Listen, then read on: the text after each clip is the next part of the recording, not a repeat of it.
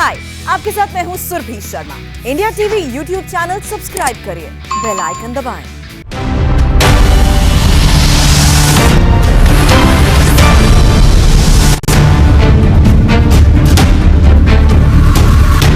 शाम के 7:30 बजने वाले हैं। मैं हूं सुरभि शर्मा। लेकर आ गए हैं चुनाव का सबसे बड़ा शो। अब की बार किसकी सरकार? बीजेपी से लेकर कांग्रेस के कैंप में आज क्या क्या हुआ, बीजेपी के मिशन से लेकर कांग्रेस की टेंशन तक, सारी डिटेल्स होंगी आपके सामने। लेकिन शुरुआत 3 बड़ी खबरों के साथ। आज की सबसे बड़ी खबर, पहली बड़ी खबर है उत्तर प्रदेश से। और बीजेपी के महामंथन के बाद अब डिप्टी सीएम केशव मौर्य बोले, सीएम योगी के साथ नहीं है कोई विवाद। इलेक्शन के लिए बीजेपी ने रखा है 325 प्लस का टारगेट। अब दूसरी बड़ी खबर, चुनाव से पहले ओबीसी वोट की लड़ाई। निषाद पार्टी ने बीजेपी को आंख दिखाई, मांगा डिप्टी सीएम का पद। योगी से मिलने पहुंचे। राजभर छोटे दलों के साथ अब एंटी योगी मोर्चा बनाने में भी जुटे हैं। तीसरी बड़ी खबर पंजाब से है, जहां सोनिया और राहुल से मिले बिना ही पंजाब लौट गए हैं कैप्टन। कल दिल्ली दरबार में होगी सिद्धू की पेशी। लेकिन शुरुआत करते हैं इलेक्शन शो की यूपी की सबसे बड़ी खबर के साथ, क्योंकि यहां बीजेपी के कैंप में पिछले 3 दिन से महामंथन चल रहा था। अब बड़ी बात निकल कर क्या सामने आ रही है, ये भी जान लीजिए। संगठन महासचिव बीएल संतोष, राज्य प्रभारी राधा मोहन सिंह की टीम ने और संघ ने यूपी बीजेपी के सारे झगड़े को अब सुलझा दिया है और योगी ही अब बॉस रहेंगे। आज डिप्टी सीएम केशव मौर्य ने कैमरे पर कहा कि सीएम योगी से कोई मतभेद नहीं है। मैराथन मीटिंग्स में बीजेपी के नेताओं ने राज्य से लेकर जिले स्तर तक नेताओं तक क्लियर मैसेज दे दिया है कि अगला चुनाव टारगेट 325 प्लस के साथ ही लड़ा जाएगा। लेकिन तीसरी बड़ी बात यह निकली है कि वैक्सीन को भी अब चुनाव में भुनाया जाएगा। तो झगड़ा खत्म हो चुका है टारगेट 325 प्लस का, और वैक्सीन को लेकर भी बड़ी बात। आपको केशव प्रसाद मौर्य की बात सुनाऊंगी, और जिसमें वो ये कह रहे हैं कि उन्हें उनके लीडर योगी ही हैं। लेकिन पहले इस अब ग्राफिक्स के जरिए समझिए कि योगी का कल केशव मौर्य के लंच पर पहुंचना कितनी बड़ी बात है। अब ग्राफिक्स के जरिए ये देख लीजिए, क्योंकि योगी का घर लखनऊ में कालिदास मार्ग पर है और बंगला नंबर 5 है। इसके अलावा ये भी देख लीजिए कि ये दूरी कितनी है, क्योंकि केशव प्रसाद मौर्य का भी घर कालिदास मार्ग पर ही है और उनके बंगले का नंबर है 7। 120 मीटर का ये फासला है।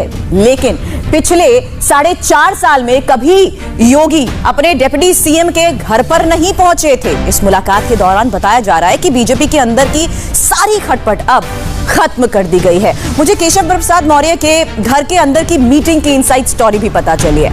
1 घंटे तक केशव मौर्य के घर पर क्या क्या हुआ उसकी तस्वीरें आपके सामने है। लेकिन प्लानिंग कैसे बनी, कैसे आज खुद केशव मौर्य ने कह दिया ऑल इज वेल।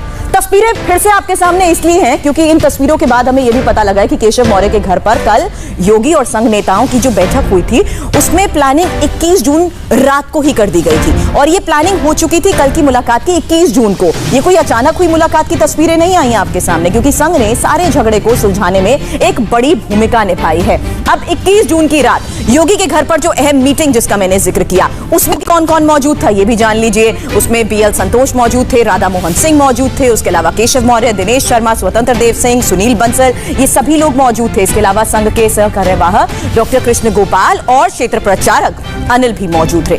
मीटिंग 3 घंटे तक चली थी, 3.5 घंटे तक ये मीटिंग हुई थी। और इसमें क्या क्या तय हुआ था कि मंगलवार को ही केशव मौर्य के घर पर लंच डिप्लोमेसी होगी, लंच पर मुलाकात होगी, जिसमें योगी के अलावा संघ के सरकार्यवाह दत्तात्रेय होसबोले भी शामिल हुए। और संघ के कहने पर ही केशव प्रसाद मौर्य ने सबको लंच पर बुलाया, अपने बेटे बहू के आशीर्वाद दिलाया। और साथ ही ये भी बता दें, योगी और संघ नेताओं को लंच में सात्विक खाना ही परोसा गया था। हमारे पास हालांकि इस मुलाकात की एक डिटेल है। सात्विक खाने में तोरई, लौकी की सब्जी, अरहर की दाल, सलाद, पापड़, चपाती, लेकिन मीठे में यहाँ खीर परोसी गई। और इस तरह खीर खिलाकर यानी मुंह मीठा कर यूपी बीजेपी में सारे झगड़ों को सुलझा लिया गया है। संघ और बीजेपी की मीटिंग का असर भी अब नजर आया शाम को, क्योंकि पार्टी दफ्तर में जो मीटिंग हुई थी उसकी डिटेल भी हमने आपको बताई थी। राधा मोहन सिंह ने एकजुट होकर चुनाव लड़ने का यहां पर ऐलान कर दिया था। योगी के घर केशव प्रसाद मौर्य के घर पर लंच की प्लानिंग हुई थी और फिर केशव मौर्य के घर लंच पर ऑल इज वेल भी हो चुका था। और आज खुद केशव मौर्य ने फुल कॉन्फिडेंस में यह कह दिया है कि योगी ही चुनाव का चेहरा है, उनसे कोई मतभेद नहीं है। भले ये कहा जा रहा हो कि आपके बेटे और बहू को आशीर्वाद देने आए हों, लेकिन इसके सियासी मतलब निकाले जा रहे हैं। नहीं, अब मतलब निकालने वालों को मैं तो नहीं रोक सकता। ये न मैंने कभी कहा है कि ये रिश्ते अच्छे नहीं है, न कभी मुख्यमंत्री जी ने कहा है।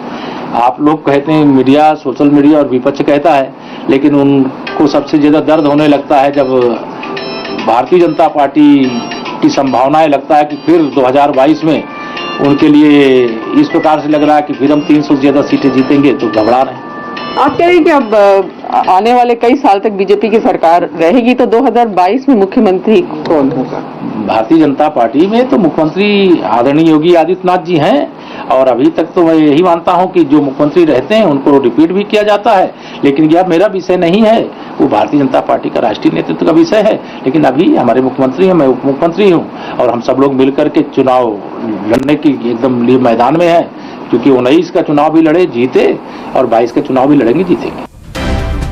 वैसे संगरोध बीजेपी को पता है कि केशव मौर्य को नाराज नहीं किया जा सकता है। वो यूपी में ओबीसी समुदाय से बीजेपी के सबसे बड़े नेता हैं।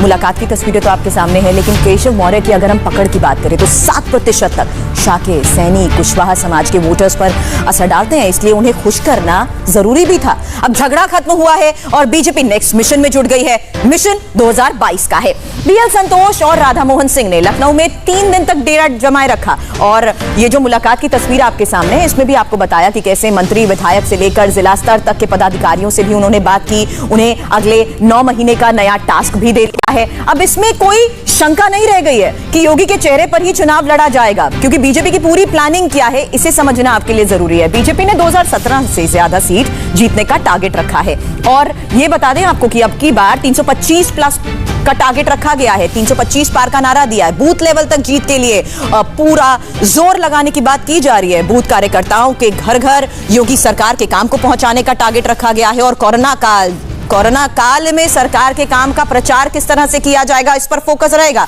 क्योंकि 2022 के लिए अयोध्या के राम मंदिर का प्रचार भी करने का फैसला लिया गया है। साथ ही 2022 से पहले जिला पंचायत अध्यक्ष के चुनाव पर भी फोकस जरूरी है। लेकिन मीटिंग में जो टारगेट सेट किया गया उसे डिप्टी सीएम केशव प्रसाद मौर्य ने कैमरे पर भी बताया। कहा, बीजेपी 300 से ज्यादा सीटों का आंकड़ा पार करेगी। 2014 में जैसे 2017 में और जैसे 2019 में हमारे जो विपक्षी हैं अलग अलग लड़कर के भी भाजपा के साथ हार चुके हैं, कांग्रेस के साथ मिलकर के भी हार चुके हैं, सपा बसपा एक साथ लोकदल साथ में मिलाकर के हार चुके हैं। तो जैसे इनको 2014, 17, 19 में हराए, वैसे 2022 में हराएंगे, 2024 में हराएंगे। तो बीजेपी के कैंप में तीसरी बड़ी खबर यह निकल कर आई कि इस बार वैक्सीनेशन को भी भुनाया जाएगा। यूपी में चुनाव को देखते हुए सुपर स्पीड से कोरोना टीके लगाने का काम चल रहा है, और आने वाले दिनों में इसमें और तेजी भी देखी जाएगी, क्योंकि यहां बीजेपी कार्यकर्ताओं को घर घर जाने की बात कही जा रही है। वैक्सीनेशन को लेकर सरकार का काम और तेज करने की बात कही जा रही है। गली मोहल्लों से गांव तक जिन्हें वैक्सीन नहीं लगी है उन्हें टीका लगवाने की बात कही जा रही है। और साथ ही ये भी कि बीजेपी एमपी, विधायक, पार्षद से लेकर वार्ड मेंबर्स तक कैंप लगाकर टीकाकरण करवाएगी। योगी सरकार ने वैक्सीनेशन सेंटर की संख्या भी अब 6000 से बढ़ाकर 10000 तक कर दी है, और ये भी बता दें कि इसी वैक्सीनेशन प्रोग्रेस को देखते हुए 12000 नए नर्सिंग स्टाफ को भी इसमें जोड़ दिया गया है, क्योंकि बीजेपी का ये अभियान सोशल मीडिया पर भी अब दिखने लगा है। और दिल्ली से लखनऊ आए संगठन महासचिव बीएल संतोष ने भी वैक्सीनेशन को लेकर योगी सरकार की तारीफ करते हुए ये जो ट्वीट किया, वही ट्वीट इस वक्त आप देख रहे हैं। बीएल संतोष ने लिखा है कि यूपी में 21 जून को जहां 7,25,000 टीके लगे हैं, वहीं पिछले 24 घंटे में 8 लाख से ज्यादा वैक्सीनेशन हो चुकी है। रफ्तार बढ़ रही है। बहुत अच्छे सीएम, गुड गोइंग सीएम, ये उन्होंने अपने ट्वीट में लिखा है। और अभी अभी यूपी में वैक्सीनेशन की स्पीड का भी अपडेट आपको दे देती हूं, क्योंकि ये सीधे आपको अब कोविन ऐप की तस्वीर में दिखाऊंगी, जहां कोविन ऐप में लेटेस्ट डेटा आपको नजर आएगा। और यहां उत्तर प्रदेश आप देख रहे हैं, लेकिन उत्तर प्रदेश में यह आंकड़ा आज भी 7 लाख को पार कर चुका है।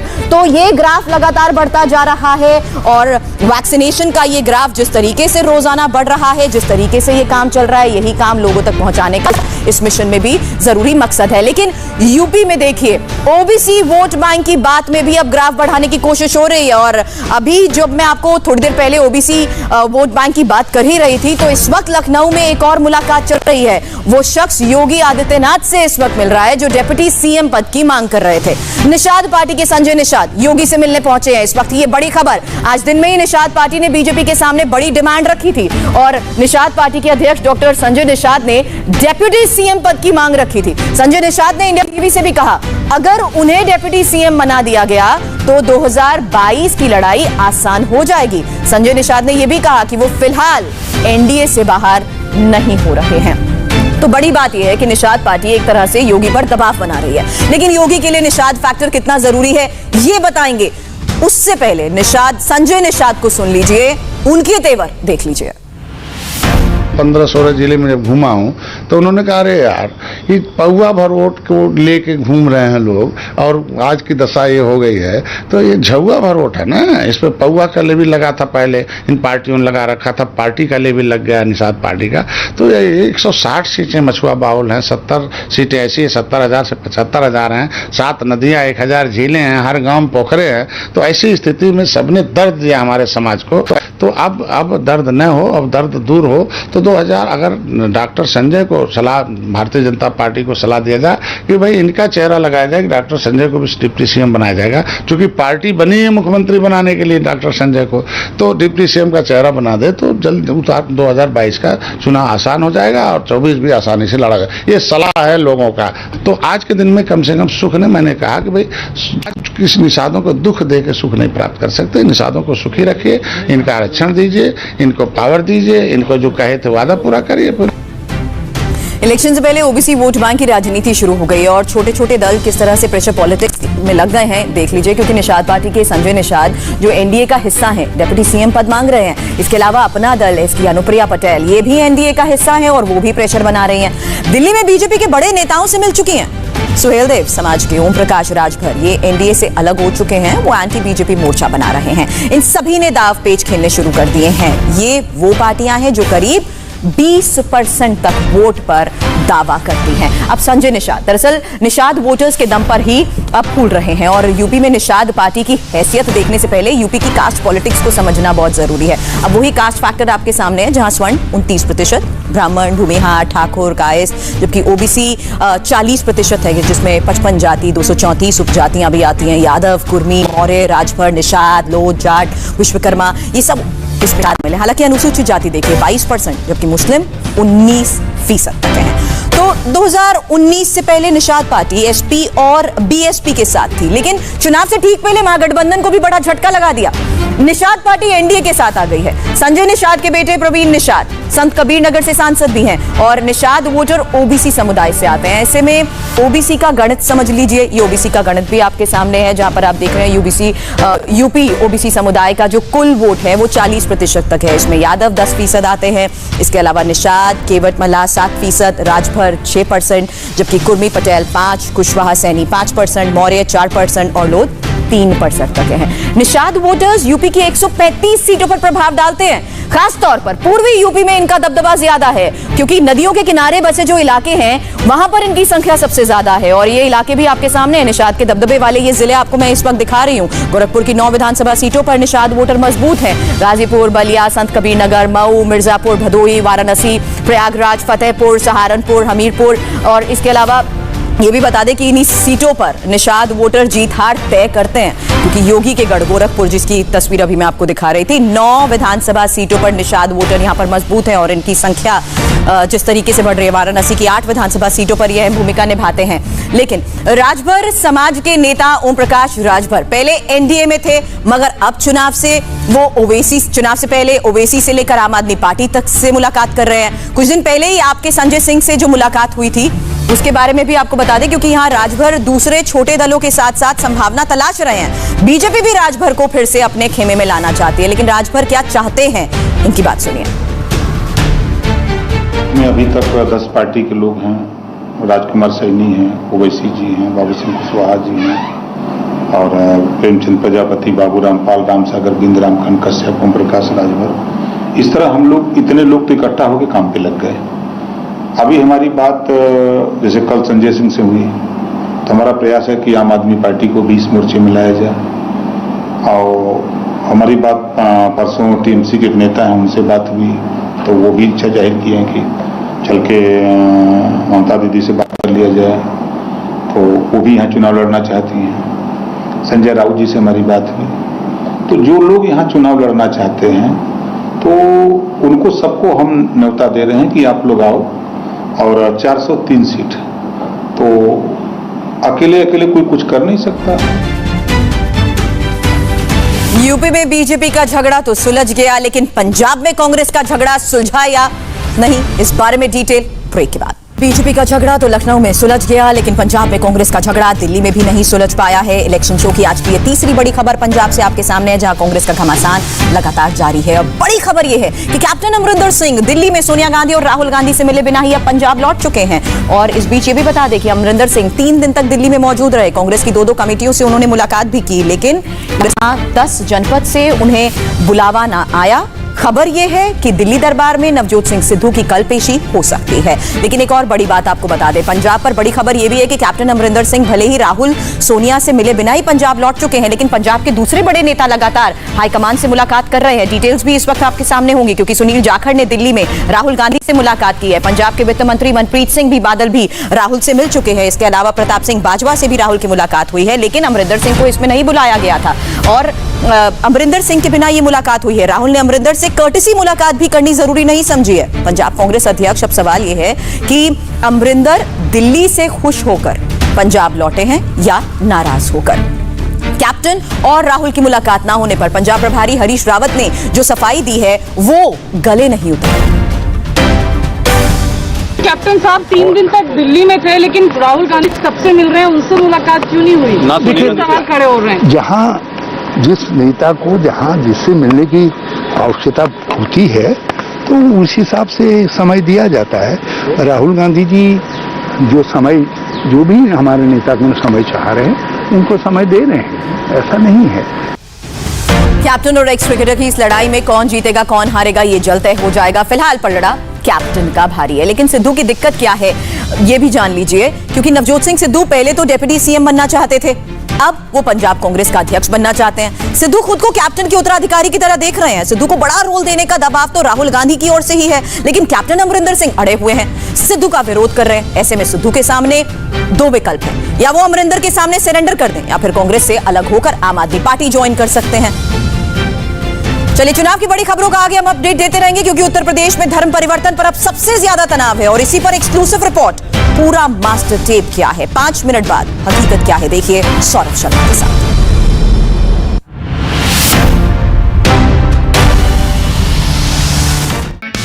हाय, आई एम सुरभि शर्मा। खबरों से अपडेट रहने के लिए India TV YouTube channel subscribe करिए, साथ में बेल आइकन जरूर दबाएं। जुड़े रहें इंडिया टीवी के साथ।